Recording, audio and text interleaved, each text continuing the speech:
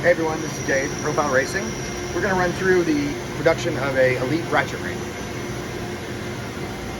Start off with bar stock. This is leftover nub where we end up making a blank. The blanks then get sent out to be broached and then heat treated. Broaching puts the actual splines inside. Heat treat makes them harder so they'll last. Once they come back, they're thrown in the machine, stacked 4, and they're run.